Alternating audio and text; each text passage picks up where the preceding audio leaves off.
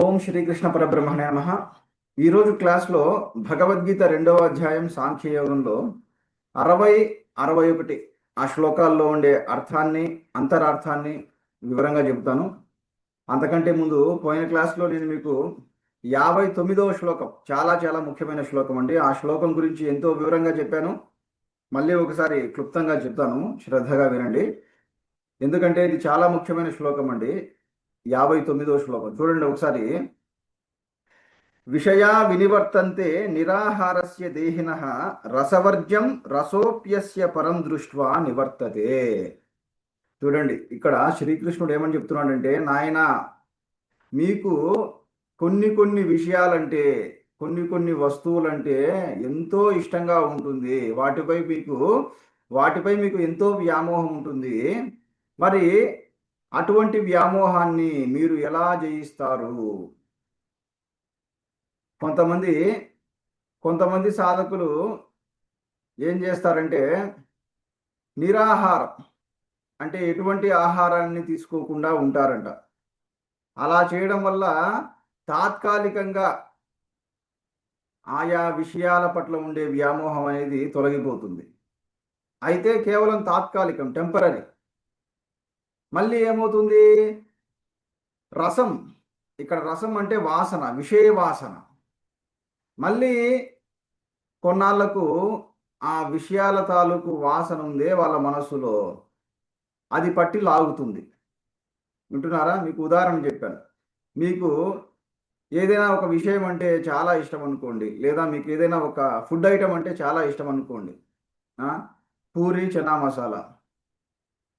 అది కొన్ని రోజులు మీకు దొరకలేదు, లేదా మీరే వద్దనుకున్నారు. ఎంతకాలం తింటాము ఈ పూరి, వద్దనుకొని మీరే బలవంతంగా తినకుండా ఉన్నారు. కానీ కొన్నాళ్ళకి ఏమవుతుంది? ఆ విషయం తాలూకు వాసన మీ మనసులో ఉంటుంది కదా, అది పట్టి లాగుతుంది. అప్పుడు ఏం చేస్తారు? మీరు కంట్రోల్ చేసుకుంటారు. చివరికి ఇంకా కంట్రోల్ చేసుకోలేక ఏదైనా హోటల్కి వెళ్తారు, వెళ్ళి మళ్ళీ ఆ పూరి చనా మసాలా తింటారు. ఇలా చెడు విషయాలు, మంచి విషయాలే కాదు, చెడు విషయాల పట్ల కూడా ఇలాగే జరుగుతుంది.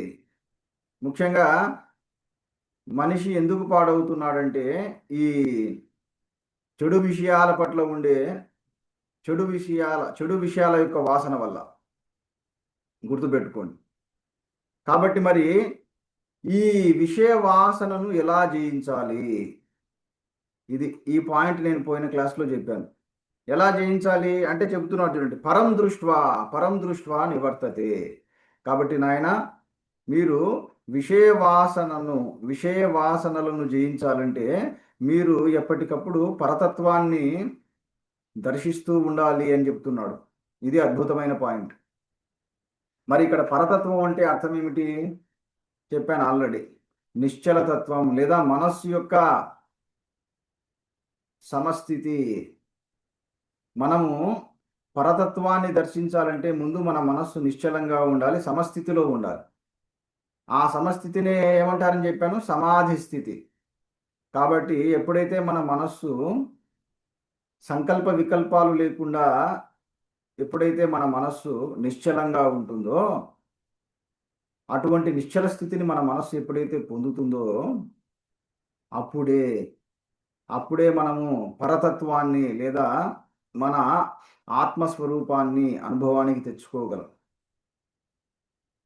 ఇలా ఎప్పుడైతే మరి మనము మన ఆత్మస్వరూపాన్ని అనుభవానికి తెచ్చుకుంటామో, ఆ క్షణమే ఈ వాసనలన్నీ, మన మనస్సులో ఉండే ఈ విషయ వాసనలన్నీ కూడా తొలగిపోతున్నాయి, భస్మమైపోతున్నాయి. అది కాబట్టి గుర్తుపెట్టు.